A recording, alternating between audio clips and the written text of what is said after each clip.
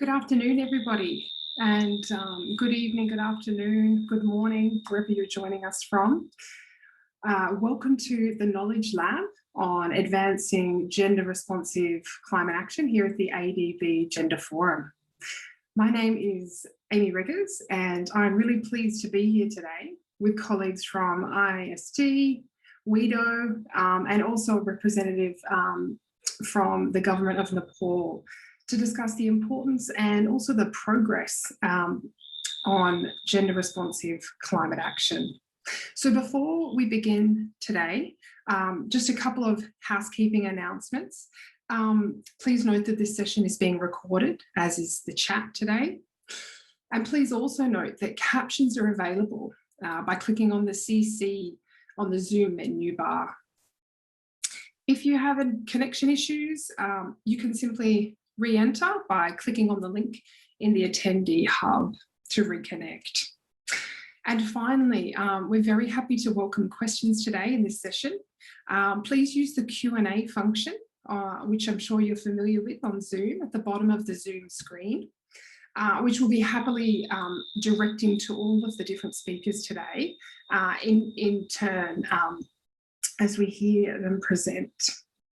So let's begin. First, I'd like to share a short video with you on why gender matters for effective adaptation to climate change by the International Institute of Sustainable Development. And then we're going to move to our first speaker directly, which is Julie Dekens from IISD. And she's going to talk to us and present on how a country can pursue gender-responsive NAP processes. So sit back and enjoy the video.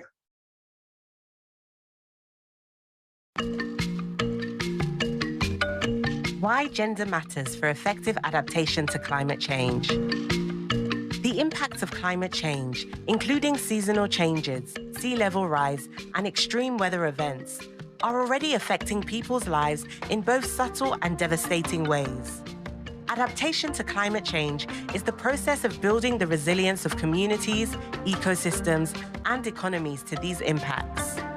It requires action at all levels, from individuals, governments, and the international community. For adaptation to be effective, it's important to recognize that the impacts of climate change affect different people in different ways. How they are affected depends on where they live and how they earn their livelihoods. In many contexts, it also depends on their gender. Women, men, and non-binary people often play different roles in their households and communities. They also have different access to resources and opportunities.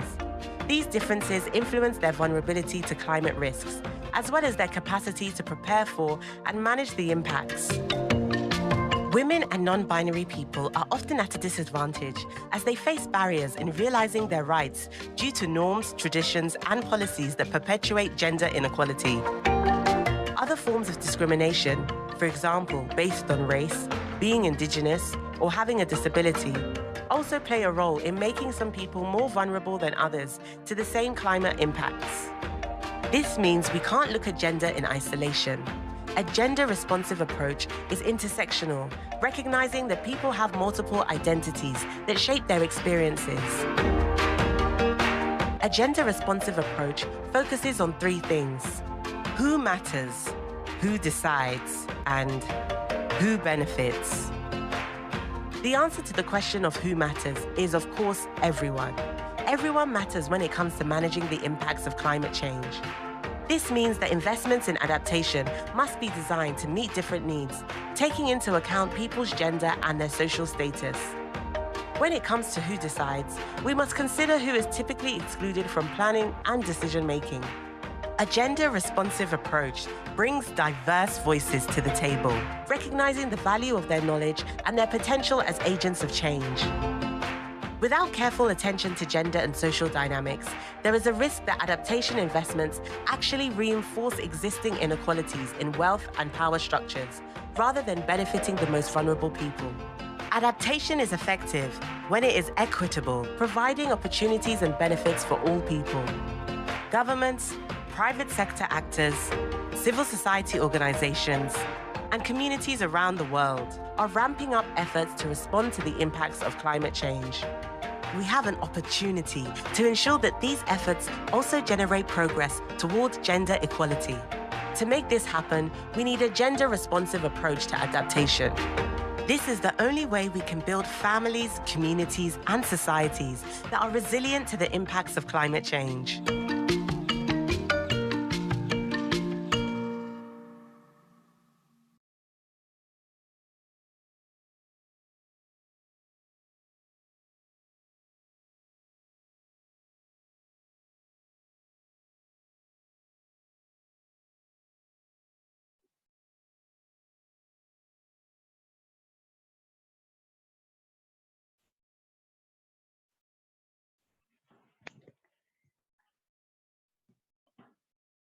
Hi everyone, so the video we just watched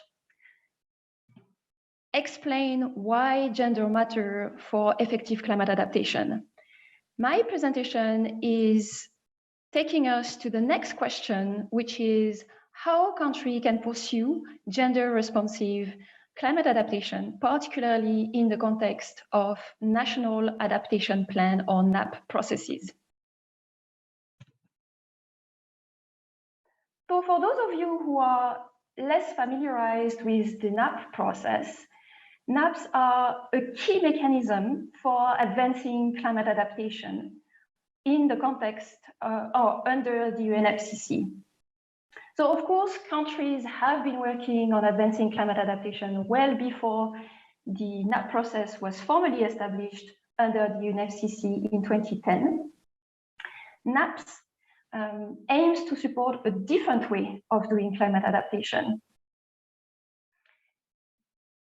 The essence of NAPs is really to try to shift from project-based ad hoc intervention to more strategic and coordinated approach to climate adaptation.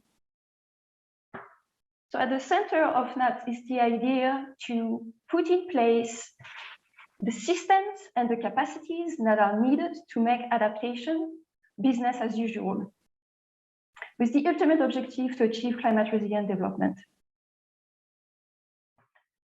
So NAPs are more than just a plan, it's a process. And on the screen, the figure that you see shows two cycles.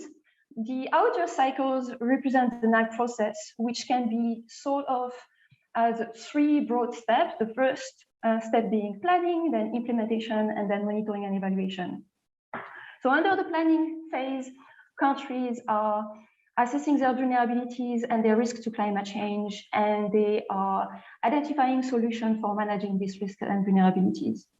Under the implementation phase, countries are developing strategies for responding for managing these risks. They are securing financing, and they are also deploying technical and human resources. And then finally, under the monitoring and evaluation phase, progress, results, lessons learned are being tracked and documented. So what it means is that government, the private sector, civil societies, organization, we look at national adaptation plans to guide their investment in climate adaptation going forward. So this is a huge opportunity to advance gender responsive climate action. But concretely, how can countries move forward and use a gender responsive approach in their NAP process? So to answer this question, we developed a toolkit which specifically aims to support countries' efforts to pursue gender responsive NAP processes. So the toolkit was developed by the NAP Global Network in collaboration with the Adaptation Committee, as well as the Least Developed Countries Expert Group, the LEG, under the UNFCCC. And this resource was developed in 2019. The toolkit primarily targets governments that are coordinating the NAP process, but it can also be useful to other stakeholders that are involved in supporting climate adaptation planning and implementation. And of course, we recognize that there are already a lot of gender mainstreaming guidance out there. So the objective with this toolkit was not to duplicate or reinvent the wheel, but rather to develop something that is very much targeted and specific to NAP processes. So broadly, the toolkit is organized around two key sections, one focusing on entry points or key steps in the NAP process where gender can be integrated, and another section focusing on enabling activities. And so for each entry points and each enabling activities, the toolkit addresses three key questions, which you can see on the screen. What is the aim of adopting a gender-responsive approach at that step or in the specific enabling activity? Why is it important? And what concrete action you can take? Or in other words, what does it look like to take a gender-responsive approach at that specific step? So next, I would like to give you a concrete example of how the toolkit has been applied, the difference it can make. And for that, I'm going to use the example of Côte d'Ivoire in West Africa, where I have been working closely with the government since 2018 to help them pursue a gender-responsive NAP process.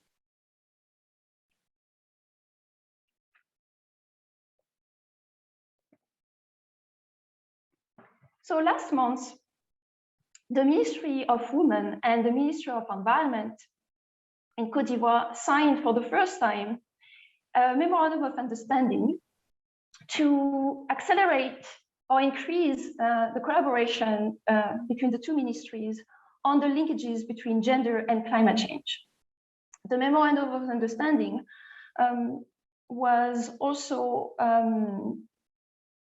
the goal of the memorandum of understanding was also to ensure that both ministries are systematically addressing the linkages between gender and climate change in their respective policies, strategies, and programs. So we think this is a major achievement to advance gender-responsive climate action. The government of Côte d'Ivoire, as well as many other governments, are making a lot of efforts to integrate climate adaptation and gender equality in their development planning efforts. But what we see is that those two strategic priorities are often treated separately. So that also means that the linkages between the two are often overlooked. So, and ultimately, this means that investment in this area is not as effective as they could be. So here are some of the steps that Côte d'Ivoire took to address this issue. So first of all, Côte d'Ivoire currently is in the development phase of its NAP process, and their main focus is on assessing vulnerabilities in priority sectors to inform the identification of priority adaptation options. Their objective next year is to develop their National Adaptation Plan. Vulnerability assessment is a key entry point where gender-responsive approach can be applied. And the reason being that the objective of applying gender-responsive approach at that specific step of the NAP process is to recognize and address gender differences in adaptation needs and priorities and capacities. So this is extremely important because different people have different vulnerabilities to climate change. And different people of different gender have different adaptation needs and priorities. And so vulnerability assessment as a key tool to address this. So concretely, what the government of Côte d'Ivoire did since the past 2 years, they developed a standardized approach to vulnerability assessment, taking gender equality into account. And the second step that they took is the mapping of sex disaggregated data and information at the national level to understand where this data is and what are the gaps. Aside from this, the government of Côte d'Ivoire also looked at how to apply gender-responsive approach along the enabling activities for its NAP process, and that's what it looks like. First, in terms of securing finance, they managed to secure finance from the Green Climate Funds to support the development of their NAP process, and they made sure to integrate gender consideration in this proposal. Secondly, the Ministry of Environment established a national platform on gender and climate change to bring actors working on climate change and actors working on gender together to enhance networking between those experts. And this is really important to ensure gender equitable stakeholder engagement in the NAP process. The third element is related to capacity development. So the Ministry of Environment also started to implement a capacity building plan for national actors on the linkages between gender and climate change. Again, this is essential because, as we know, engaging the gender actors in the NAP process are not sufficient if their capacities are not being built on the linkages between gender and climate change. And finally, a small group of gender and climate change experts worked together during a workshop to develop an advocacy note for their respective minister to raise their awareness on the importance and the need to better address the linkages between gender and climate change. So all these different activities led to the signature of the MOU that I mentioned earlier. And in addition to, or what I think supported all this advancement in terms of better integrated gender consideration in Côte d'Ivoire NAP process are two tools that have been used. The first one is a gender analysis that was conducted early in the process in 2018, which provided recommendation on how to integrate gender in the GCF NAP readiness proposal. And to date, the government is still implementing the recommendation from this analysis. And the second key tool that we use is the involvement of two national gender experts throughout the process over the long term. So what did we learn from applying the toolkit based on the experience from Côte d'Ivoire, but also other countries where we've been supporting gender responsive NAP processes? The first element is that really there are a lot of opportunities to adopt a gender responsive approach at any point of the NAP process. The second lesson is also that taking a gender responsive approach to the enabling activities for the NAP process is as important as trying to integrate gender consideration at any steps of the NAP process. The third lesson is related to gender analysis. What we are seeing is that they really work. Several countries where we have supported targeted gender analysis for the NAP process are now actively working to implement the recommendation. So what we see is that when countries are given concrete action on how to address this topic, they are ready to take steps. And finally, the last point I would like to mention is that most countries actually do have capacity in the area of gender, but what we see is often these capacities are not being leveraged or they are overlooked.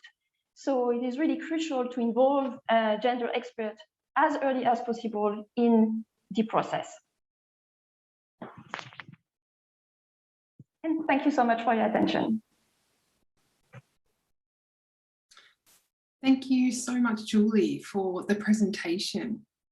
I don't want you to go anywhere just yet, though. You're welcome to stop sharing your screen. And I wanted to ask a couple of follow-up questions, if that's okay. It was really exciting to hear the experience from Côte d'Ivoire, and also, you know, this sort of what has been brought about after the signing of the Memorandum of Understanding. And you did highlight this key point that, as we all know, is so critical, is gender analysis. And I was hoping you could tell us a little bit more on, you know, what does a NAP-focused gender analysis mean in terms of, you know, the approach that's used and when to use it. Yes, thanks, Amy. So the approach that we've been using for these NAP-focused gender analysis really differ from one country to another, obviously, depending on where they are at in the NAP process and what they want to achieve from it. But generally speaking, we've conducted literature review. It's often based on a literature review in the country on the linkages between gender and climate change, and stakeholder engagement through interviews, workshops, and in some cases, surveys. And generally speaking, also, these analyses tend to cover, I would say, 3 key themes. The first one is a policy and institutional analysis to understand how the linkages between gender and climate change is reflected in climate change policies and strategies, as well as gender and gender policies. And also, and very importantly, to undertake a sort of a mapping of who the actors are, who are the gender experts at the national level, who are the climate change experts, and who has knowledge on the linkages between the two. So that's the first element. The second element is more of a technical analysis, trying to document, based on available evidences, how people of different gender are impacted differently by climate change, and what does it mean for adaptation. And then the third key element is an analysis of what does it mean for the NAP process in the country, and the recommendation we can derive from this analysis. So these are the 3 key elements. And I think broadly speaking, the key advantage I could see based on the experience from Côte d'Ivoire, but also other countries, is one, these analysis has been extremely helpful in terms of framing the issue, how to talk about gender and the linkages between gender and climate change in your specific country context. We've seen, for example, when we did such analysis in Kiribati, that it was helpful to talk about climate resilient families and the role of women in ensuring climate resilient families. In Côte d'Ivoire, the feedback we receive is it's important to talk about equal opportunities instead of gender equality. So what we see is that often the term gender is abstract, not well understood, and there might be other ways to talk about this theme. So framing is one. Second is often we see that these gender analyses are a mean to bring climate change and adaptation experts together, sometimes for the first time at the national level. And the third is that these analyses often tend to provide a more nuanced and context-specific understanding of gender in the context of adaptation. So the feedback we often receive is that, again, the issue tend to be maybe too abstract, and linking gender with climate change is very helpful, the same way linking gender with poverty or linking gender with issues of education is helpful to make it a little bit more concrete. And I guess the last point in terms of when it makes sense to use these NAP-focused gender analyses, it can really be used at any point of the NAP process. So again, at the beginning of the NAP process, it can be helpful again to discuss and clarify the question around the framing, how best to talk about the link between gender and climate change in the country. Later on, it might be useful also to help prioritize adaptation option and make sure that gender equality is a key criteria. So this can be used at any points of the NAP process, really.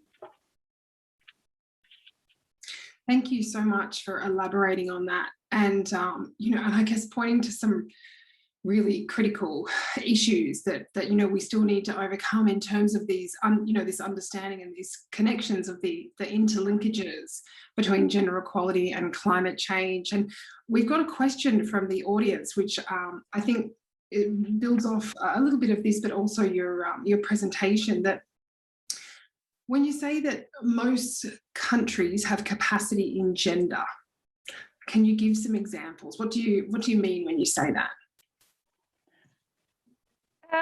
Yeah, well, if I take the example of Kiribati, for example, a key issue in Kiribati is gender-based violence. And there is a lot of civil society organization working on this topic. Civil society organization, NGOs, etc., working on this topic. But so these are people understanding the issue of gender equality, but they have not been working on the linkages between climate change. So how can we engage these actors who understand the issue of gender equality in relation to another topic in this process?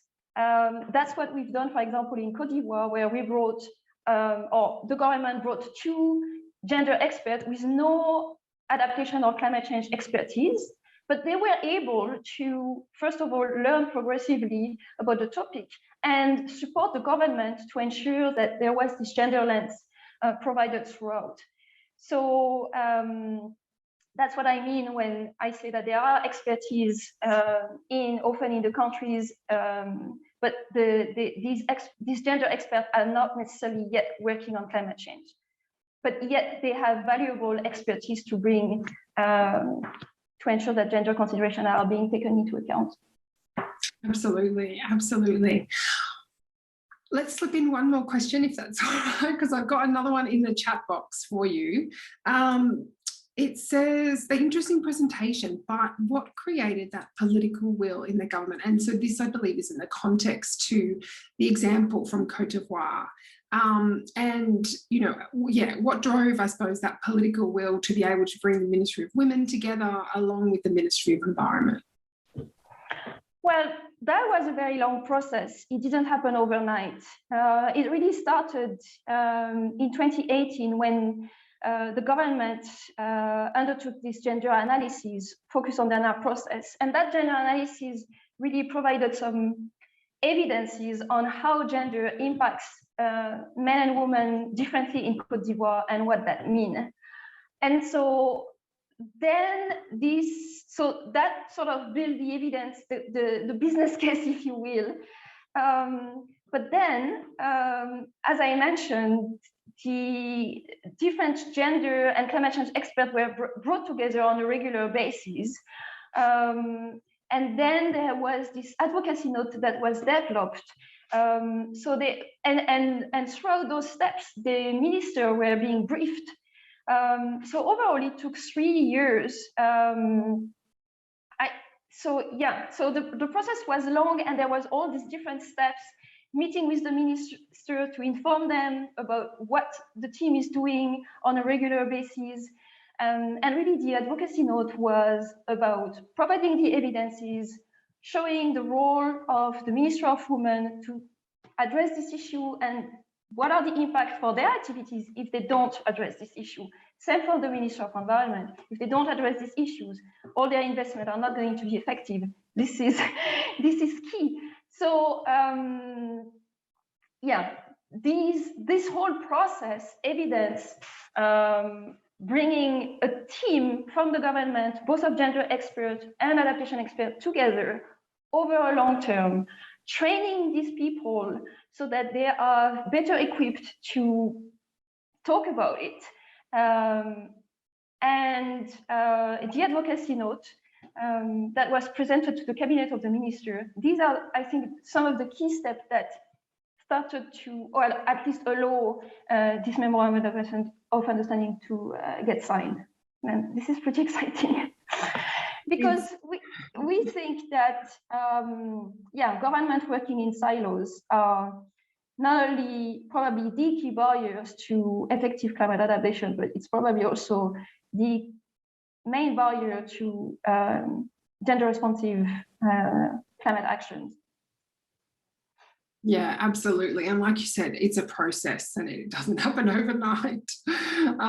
It takes time. It takes time. And just to give you a sense of the mobilization from the government of Côte d'Ivoire, presently they have 8 staff working to support gender responsive NAP process. So it can seem a lot, but it's really what is needed on a long-term basis again, because having a consultant here and there is not enough. It's being able to work on a long term with gender experts who are able to look at whatever the government is doing from a gender lens. Yeah, absolutely. Good point. I see more questions flooding in for you, Julie, but maybe let's... Okay, I can look at them and try to respond. Let's put a pin so we can move on, but we may have a little time. You can answer some online, or we can always come back to them. So thank you so much, Julie. Let's turn our attention now over to nationally determined contributions, or NDCs, which is a process that has been getting significant attention of late with the recent COP26 in Glasgow. And today we have Tara Daniel from the Women's Environment and Development Organisation joining us from the very early hours in the United States. Who's going to provide us with an overview of NDCs and also walk us through WEDO's framework and research on gender and NDCs. Tara, you have the floor. Thank you so much, Amy. It's a pleasure to be here with you in your afternoons and evenings. And as we start looking at nationally determined contributions, I want to take us back to this first round when the first NDCs were submitted as intended nationally determined contributions. And during this process, WEDO wanted to find a way to evaluate the extent to which women's human rights were being recognized and what linkages there were between climate change and gender more broadly, and ultimately developed a methodology that recognized the context for implementation and for monitoring, that this really needed to go beyond a word search for gender within these NDCs. And part of that process as well was thinking about the advocacy power and the participation power that's possible when this information is available.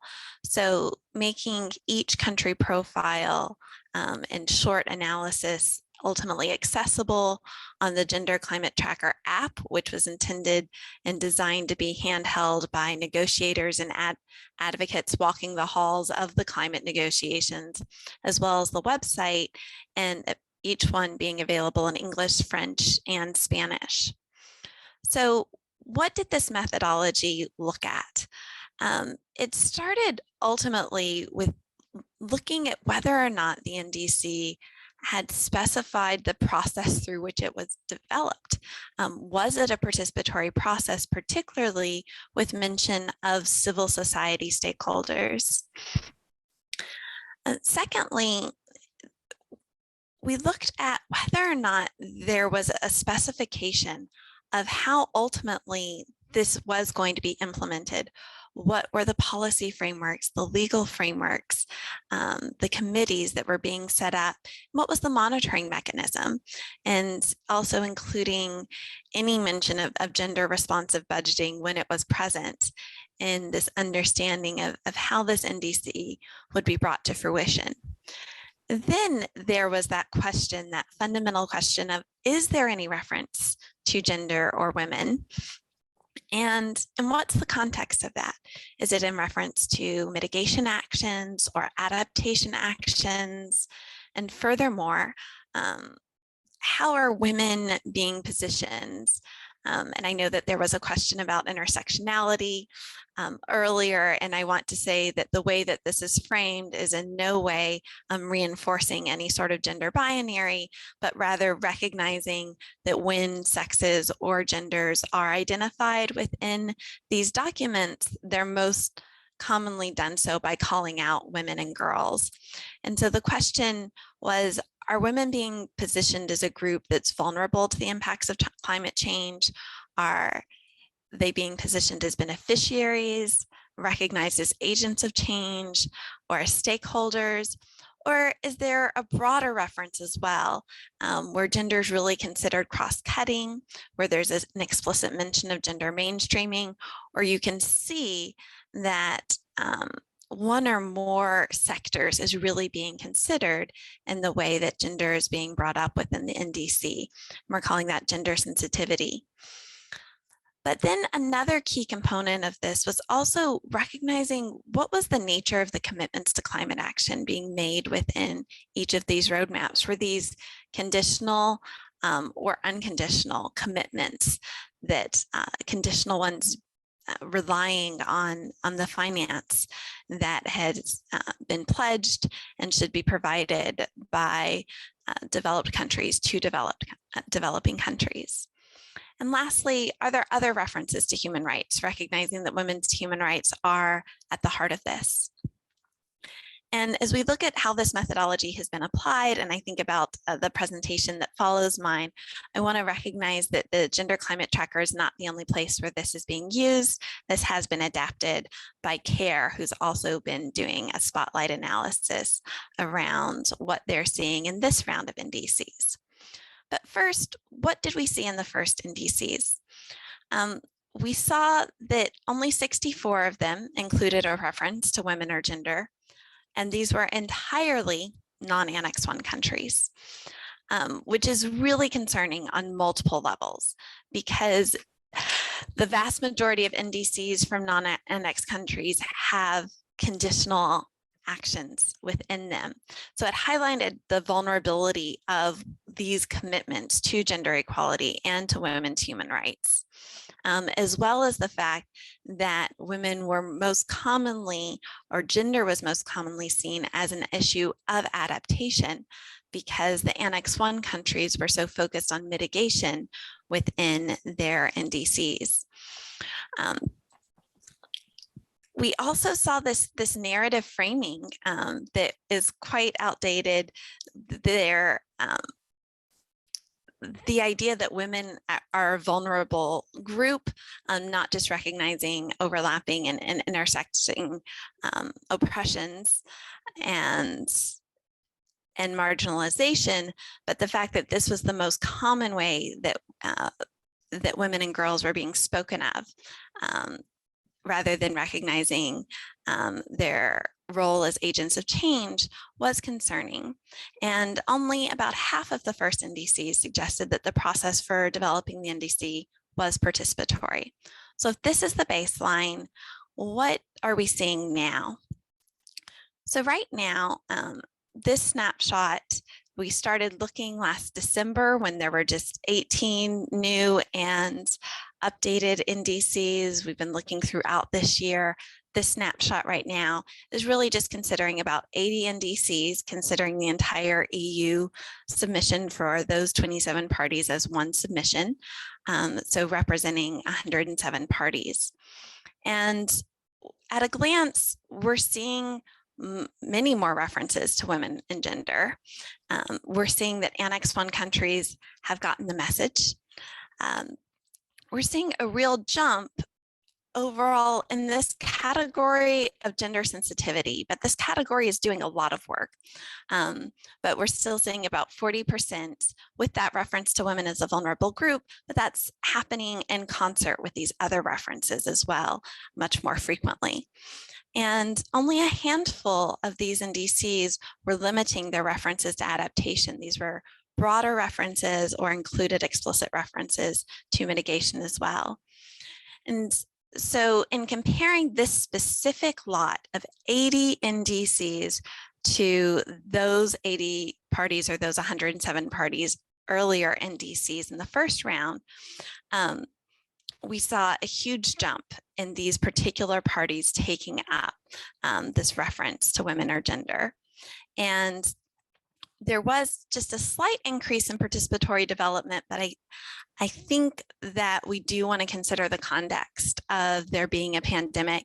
And the fact is that we were seeing more details overall about how these NDCs developed and what were the processes that were bringing in different stakeholders, and whether they were in person or virtual also being mentioned. But to this idea of gender sensitivity, we were seeing this broader inclusion of gender, this commitment overall to the idea of gender equality that was usually tagged and recognized as making the NDC gender sensitive, but how robustly that was actually being done, how well integrated gender was into specific actions varied widely. There might have been one mention of the importance of gender equality and a recognition of the impacts of climate change, the variable impacts of climate change across all genders. Other NDCs, and we're developing some better models, and you'll be hearing about one of them in just a few minutes. We're really walking through all of their actions and plans and saying the specific ways in which, for example, a gender analysis may be done or required or was informing the set of actions that were being set forth. So as we consider some of the emerging insights from this snapshot in time, we want to talk about the importance of setting expectations and having this normative framework. I think there was a lot of attention last time to the scarcity of mentions and the limited nature of those mentions. But coming out of COP24, there was a decision that specifically outlined that this was information that could be included, and it includes in a gender responsive manner.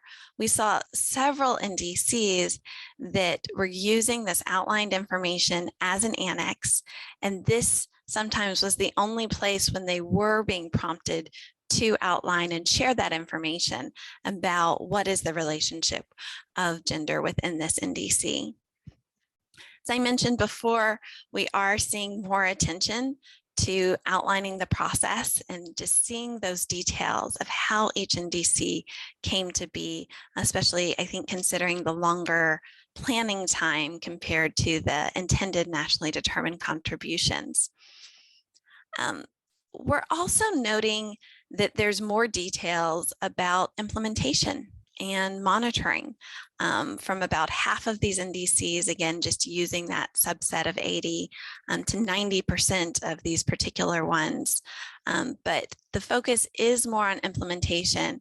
And without that focus on monitoring, we're really left with questions about accountability, which again speaks to how important it is to have the NDCs themselves, as well as analyses available and accessible to advocates who can ask questions and can follow up on these commitments, even when these commitments to gender equality are being made in sometimes vague terms, general terms, non-specific terms. But overall, I think we're heartened by this greater likelihood of seeing support for these principles. We want to also make sure that we're highlighting the connections between these NDCs and how they're considering gender overall within this idea of climate ambition, because without NDCs that ultimately work collectively to keep the global temperature at 1.5 degrees or lower, we're not going to be able to achieve gender equality. And we're not going to see that interplay of gender justice and climate justice that's really critical to the survival of our world. And I think it's important to note that even the NDC synthesis report, last updated right before COP at the end of October, was calling out and was noting specifically how well parties were or were not starting to integrate gender, because creating that expectation is really important. But this is also a report that was highlighting that by 2030, we're still looking at an anticipated 16% increase in emissions from 2010, rather than any decrease. I want to also point out that IUCN has also been tracking and looking at the NDCs using a different methodology, but overall, there's so much alignment between what we're seeing and finding.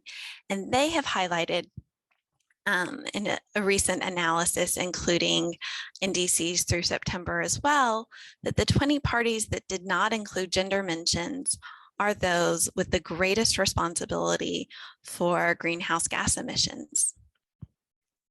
So I think that's a framework to keep in mind, and that is also going to come up in the presentation that follows mine.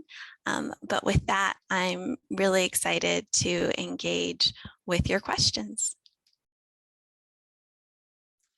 Thank you so much, Tara. You covered a lot of ground for us. And I am going to hang on for a second, if you don't mind. I've got a question in. I mean, you've pointed to this already about how we're going to finance gender responsive climate action. And we can talk about NDCs, but what, I think what people really want to hear about now is how they're going to get implemented. And so we've got a question in the chat box that says, it's absolutely crucial for gender responsive NDC implementation to have a financing plan. So gender responsive budgeting, dedicated finance for gender outcomes. So from your analysis, can you share any good practices, tools, or approaches that you saw? Yeah, the thing that pops to mind the most right now is that this is something that's come up a lot with National Gender and Climate Change focal points recently. And the UNFCCC gender team had a webinar where they were discussing gender responsive budgeting and providing tools and analysis. And I think this is important because one of the things that we considered in some of our earlier analyses when we were looking at NDC processes overall, and in tying back to this conversation that we were having with Julie about gender capacity and gender expertise, is understanding where capacity lies within institutions and what capacity is needed, and how particular people as well as particular institutions can ultimately be involved in NDC processes. So thinking about this capacity building for national gender and climate change focal points on gender responsive budgeting, how can that ultimately be brought into NDC processes the same way that we would expect this leveraging of ministries of women's affairs, gender, within these processes too, and taking advantage of existing capacity across the suite of ministries and institutions and departments that may exist, but might not be brought into a process that's often siloed. And I think that speaks overall to the importance of detailing also the participation aspect of these processes, because when we understand who is invited to participate, we can start looking at a full suite of stakeholders for that. And I also did really appreciate highlighting the capacity and the availability through the NAP processes for access to finance, particularly through the Green Climate Fund support for NAP processes, because I think there are ways as well in which the processes for NAPs should again be in conversation with and contributing to the conversations around the development and the processes for NDCs. Yeah, absolutely. And I might keep you on finance for one more second, and sort of sort of the concepts of gender responsive budgeting, and we're looking at climate finance and domestic funds, but perhaps maybe then you have some light to shed on the broader context, of global climate finance and where we are with that, and how we link that to, to the presentation you just made. Absolutely. And this is why I think it is really critical that one of the things that we do is look at whether or not these commitments are conditional or unconditional. Because if we are only having this intention to advance gender equality be expressed conditionally, and we're failing collectively to meet the pledged amount, which we know is not in any way, shape, or form enough to meet the true needs and the scope of needs for climate action, then we're not truly making a commitment to gender equality. So thinking too about the ways in which climate finance should be expressed by developed countries, and those commitments should be ultimately,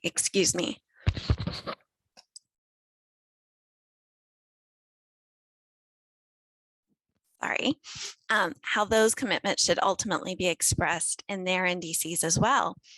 Because if they are expressing a commitment to gender equality, they need to be expressing the ways in which they're fulfilling their fair share of climate finance. I think that this question of as well the specificity of actions is really crucial as we move from these general statements of support for gender equality, understanding how gender analyses will inform specific actions, means mapping out real financial plans for how that will be operationalized. And so there are so many ways in which the current moment in this failure to truly outline a way to provide the finance that is needed, recognizing the trillions of dollars that were recently highlighted by the Standing Committee on Finance's new report on the determination of needs of developing countries, is ultimately showing that we have to walk the talk when it comes to gender equality. Yeah, absolutely. And I'll take this. We have another question, which is a big question. Maybe let's take the first part and then we can come back and you can also try and answer some in the chat. But I think it's a really interesting point here, is that how, what role does the private sector have to play in a lot of this? And how can we maybe increase that pressure as well to ensure that we're getting gender responsive climate action and investments? Yeah, so I really appreciate this question because I think it comes up a lot when we're having these climate finance discussions. And so looking at it twofold. So what is the role of the private sector, and making sure that once again, public institutions are defining their needs and recognizing where there might be strategic opportunities to involve the private sector, but also recognizing that many of those needs when it comes to climate finance and when it comes to gender equality, that we are talking about a debt that is owed in terms of grant-based finance flowing from developed countries to developing countries in order to ensure that the historical burden of greenhouse gas emissions is not borne solely by those on the front lines of climate impacts. And this question also speaks to the role of ESG reporting, and it is really critical. And I think some of the things that we were talking about with Julie just a few minutes ago, the importance of having in-house gender capacity within private sector institutions is absolutely critical. Recognizing that there is a huge return on investment. And going back to the preamble of the Paris Agreement, which really did recognize that we're not going to have effective and sustainable climate action without gender equality. So this is not a question of how the private sector can get involved in gender. This is a question of how are we addressing this global challenge in a way that is centered in human rights and is ultimately going to meet the needs of the humans that would like to survive and thrive on a planet that is only warmed 1.5 degrees or less. Very nicely said. That's a perfect way to stop you there. And if we have more questions, we'll see if we can squeeze some more in a little bit later. So thank you so much, Tara. So I am very privileged today to be here not only as a representative for ADB facilitating the session, but also wearing a different hat in another role on behalf of UN Women. And so I'm really glad to be able to share the results of a recent study that was done.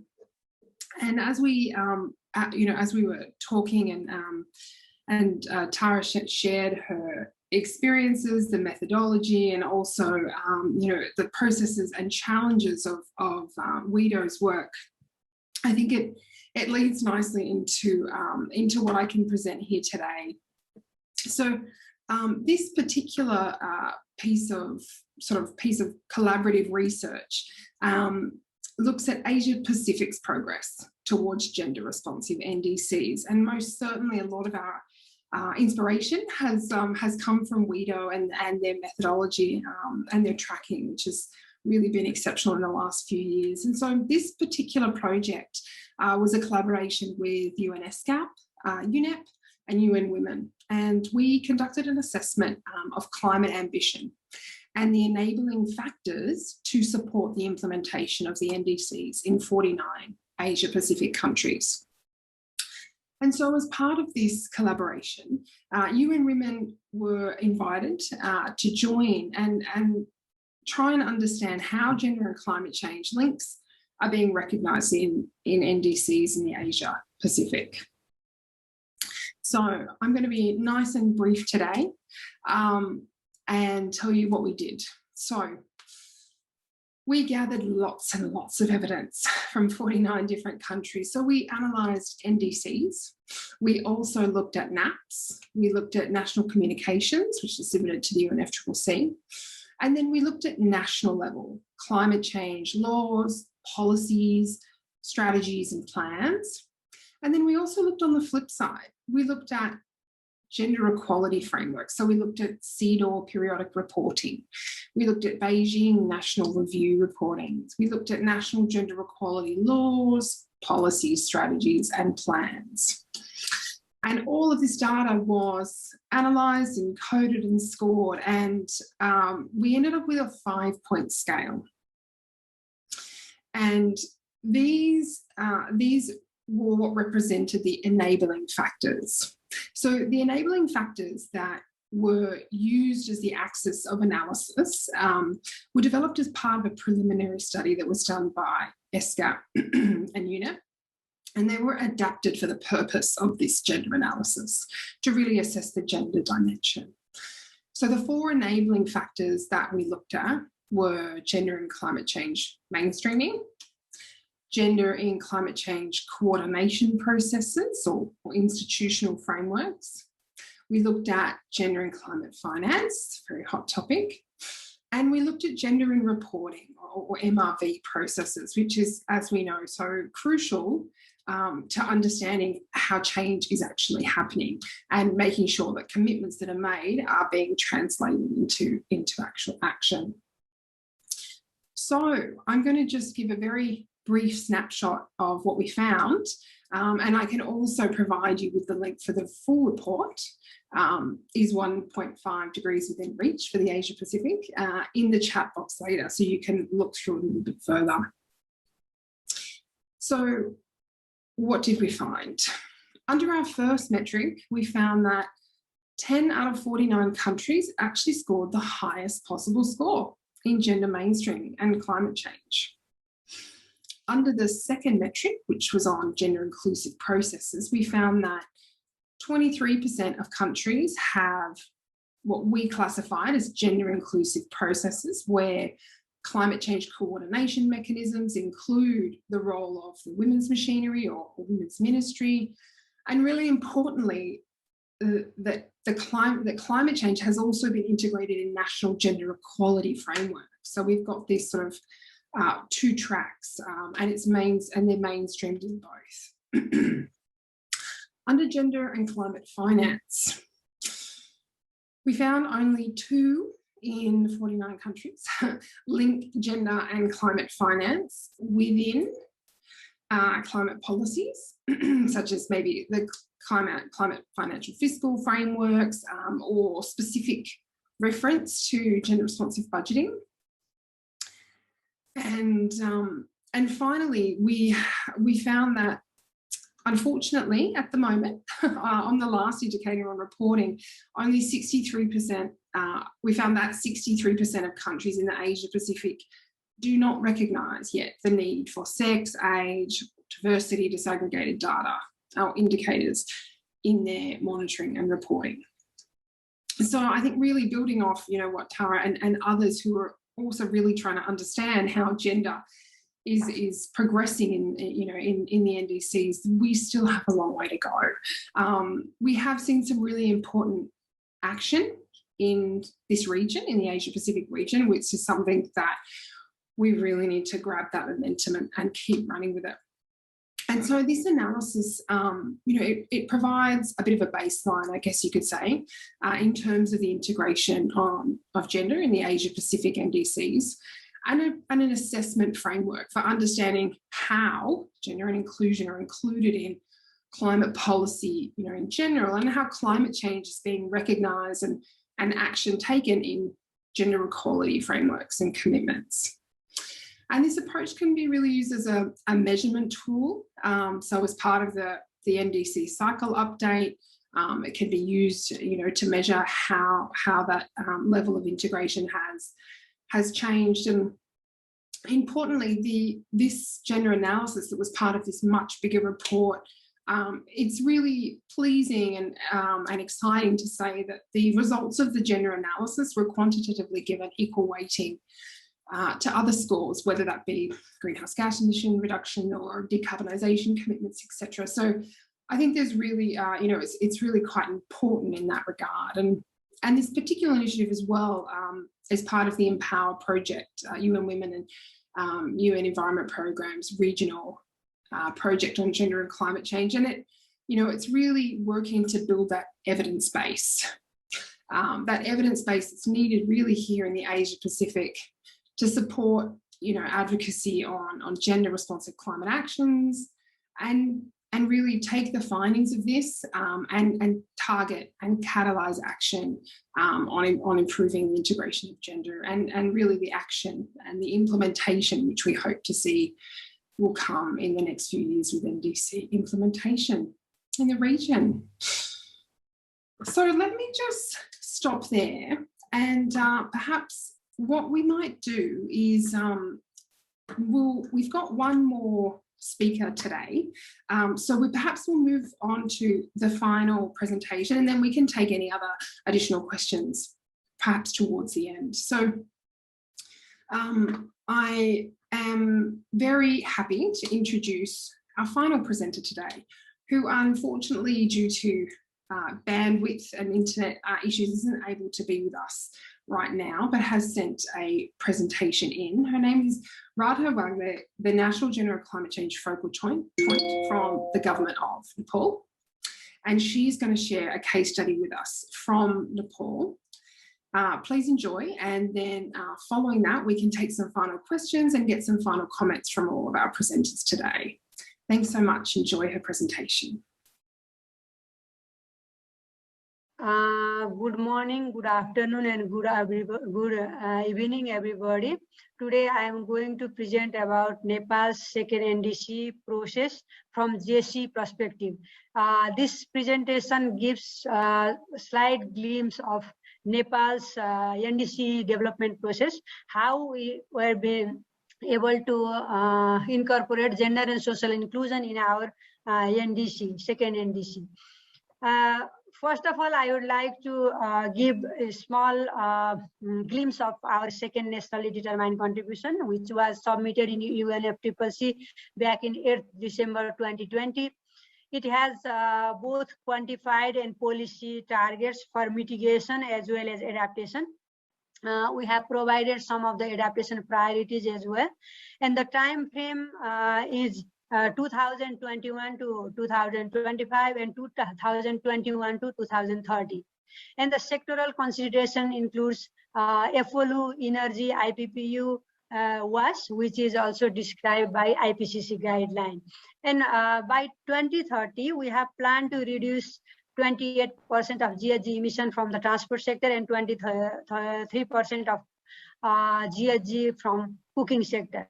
And it contains both unconditional and conditional targets. The cost of achieving Nepal's NDC conditional mitigation targets is estimated to be US $25 billion, and the unconditional target is US $3.4 billion, which is expected to be fulfilled by internal resources, and rest of 25 million will be fulfilled by international climate funding. And Nepal's NDC process was quite exhaustive process. The NDC was developed through consultative process, and we adopted inclusive and participatory approach, and with a series of consultation at national and provincial levels. And there were more than 30 consultation meetings were conducted, and that was virtual and in person as well. And Nepal's NDC formulation was a country-driven process as well, and we have followed the principle of leave no one behind. And local peoples, women's, indigenous people, people with disabilities, and youth all are participated in during the process. However, it was a bit challenging to incorporate all the categories of people because of the situation of COVID and other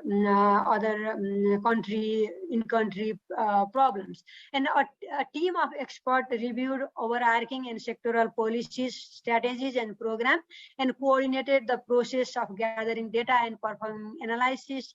And after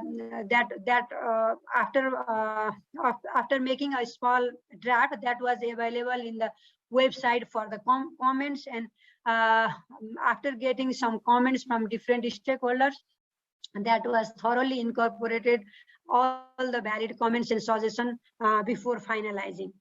And our NDC targets consist of forestry targets, transportation, e-cooking, waste, which is very important in terms of gender and social inclusion. And Nepal is also renowned for the community-based forest management, and we have 45% total country's area under forest cover by 2030. That is our target, and which is a highly participatory program which has different community-based modalities, and gender and social inclusion is highly accounted in forest management in Nepal. Similarly, there is transport sector, energy sector, and other important sector, energy sector. And by 2030, 25% of household level cooking stove will be electric stoves. That is also important in terms of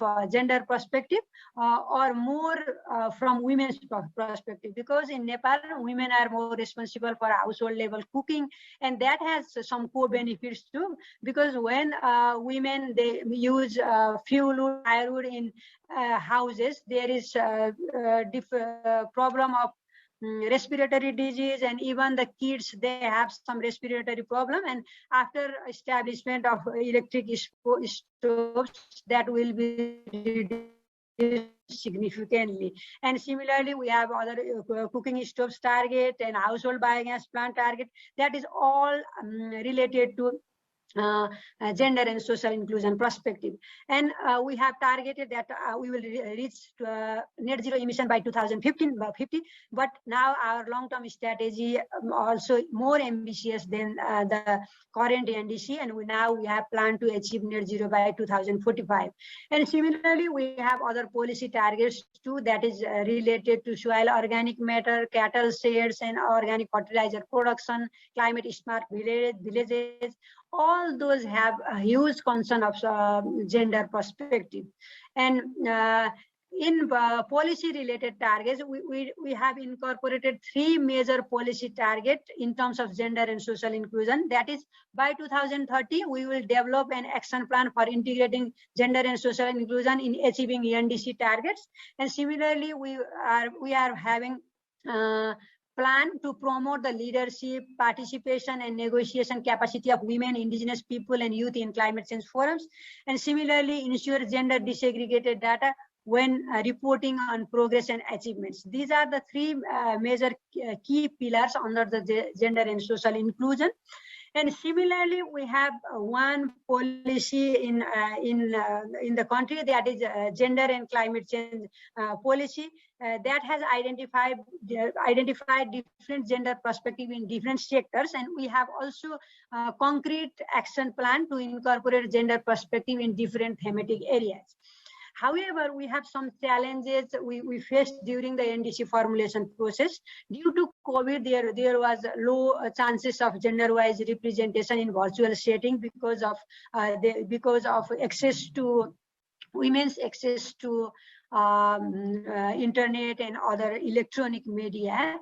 However, we tried our best to make more participatory.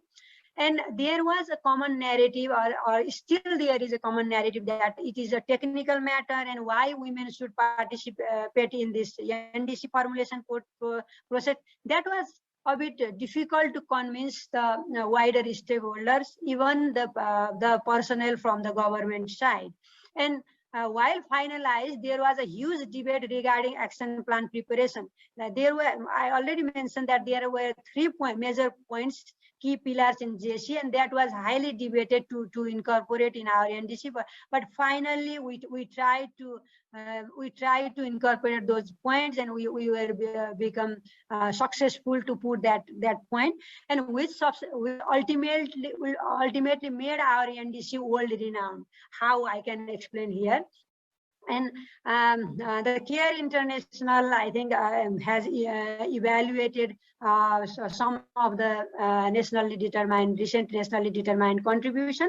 And out of those NDCs, Nepal's and Marshall Islands NDC become more gender responsive. That is, they mentioned that is role model group of NDC, and it has achieved out of total six targets.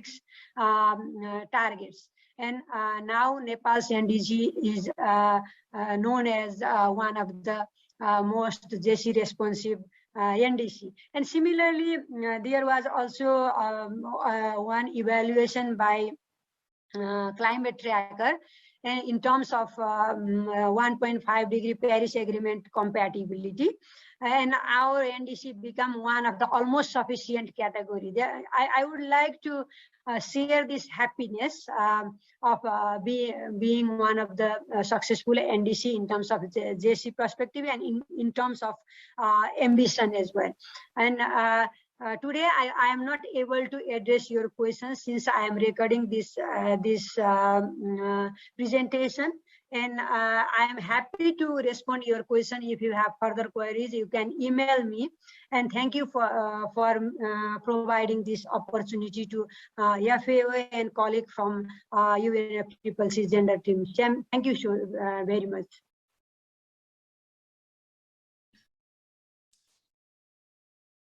Even though she's not here, I want to thank very much Radha for her time today, and recording and sharing that presentation with us. And I think there's some really excellent examples, and Nepal most certainly is one of them. And I think that some of these commitments that Radha shared in her presentation really echo what we're hearing. I can certainly, from the perspective of the UN Women, UN Environment and UN SCAP report, confirm our findings are very similar. Nepal is really an exemplary example in many ways of a gender responsive NDC, and really, really integrates sort of the concept of intersectionality, looks at inclusion, and not just perhaps in very much lip service ways. There's really this strong commitment, and it's very reflective of the effort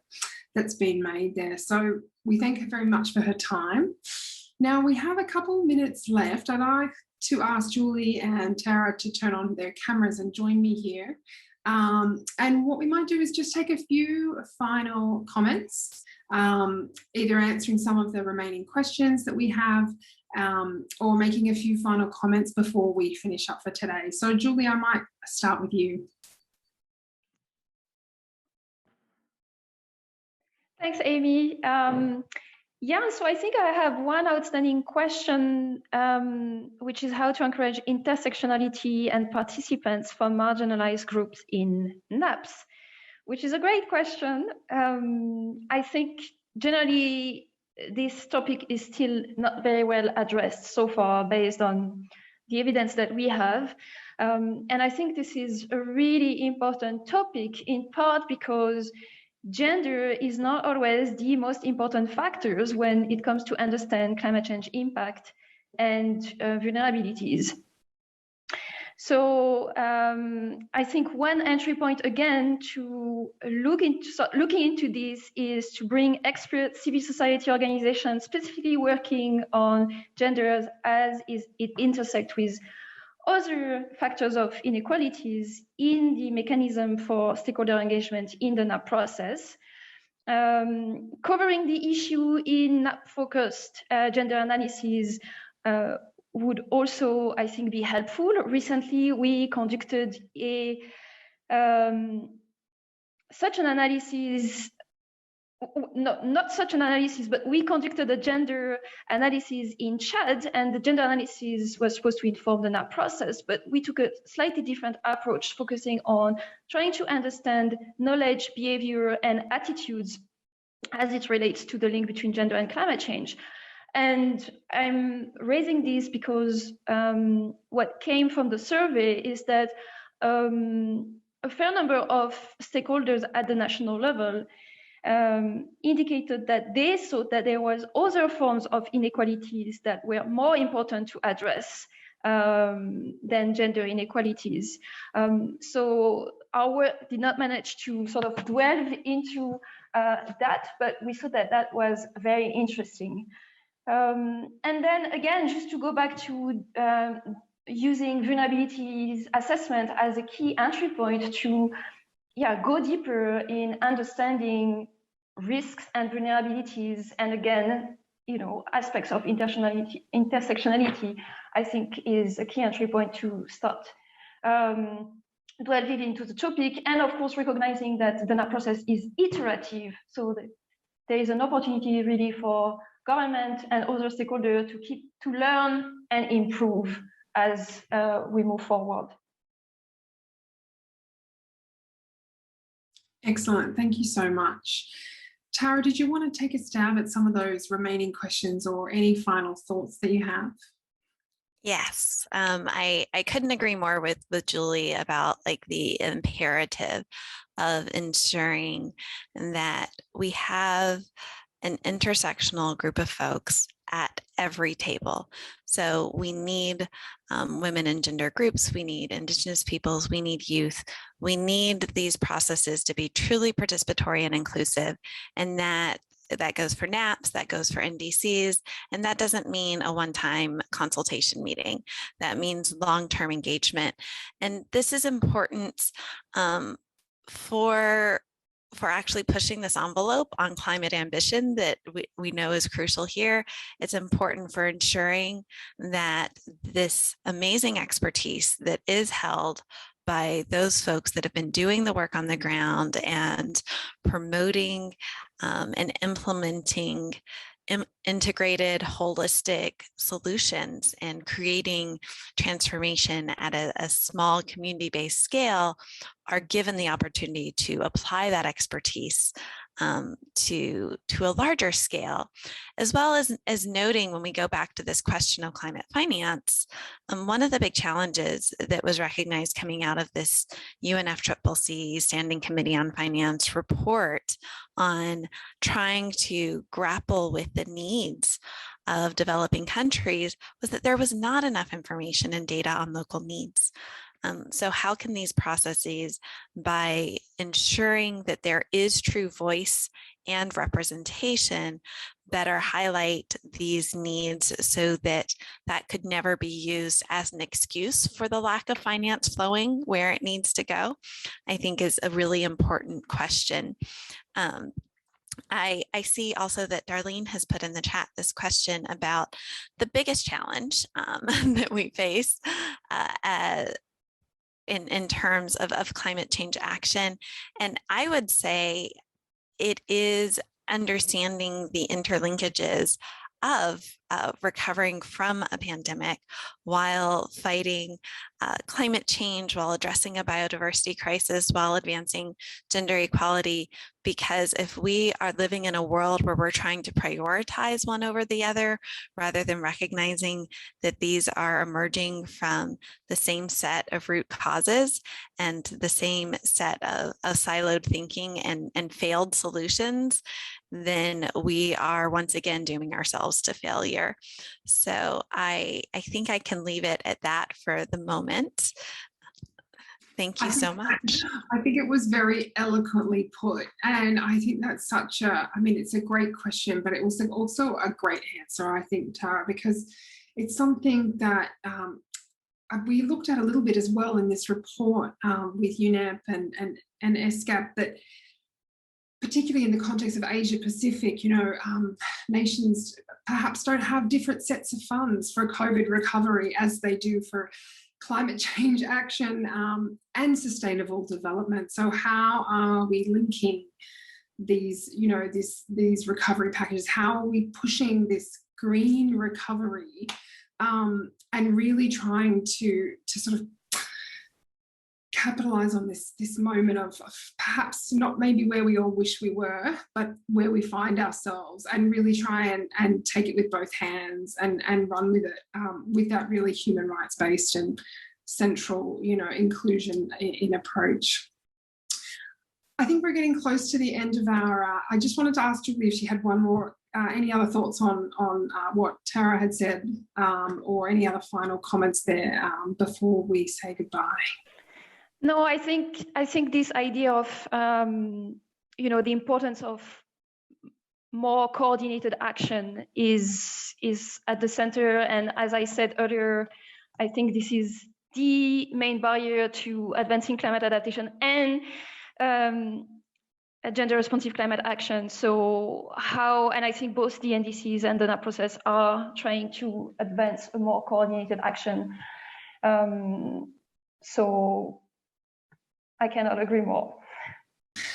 Perfect, and thank you very much to our friends in the chat for participating and sharing comments and questions. I wanted to thank all of our speakers here who are with us today, and also who aren't, for their time and for coming along. Thank you to everyone for joining us.